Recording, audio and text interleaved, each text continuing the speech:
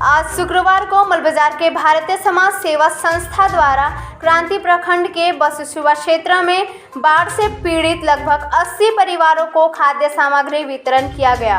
खाद्य सामग्री में चावल, दाल, आलू, सरसों का तेल, नमक और मसाले शामिल थे।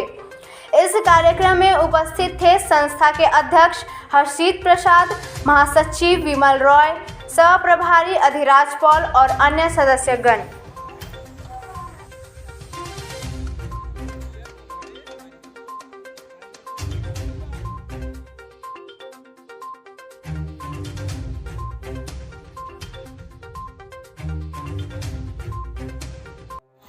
আমরা বিএসএসের পক্ষ থেকে সকল মেম্বার আজকে আসছি আমরা বাসুসুবা এরিয়া, এটা হচ্ছে ক্রান্তি ব্লকের মধ্যে পড়ে, জলপাইগুড়ি ডিস্ট্রিক্টের মধ্যে। আমরা আগামীকাল আমরা জানতে পারলাম যে এরকম এই বাসুসুবা এরিয়ায় আমাদের যে তিস্তা আছে, জলপাইগুড়ি তিস্তা ফ্লাড একদিকে ভাঙে জল ঢুকে প্রচুর ঘরবাড়ি নষ্ট করে দিয়েছে।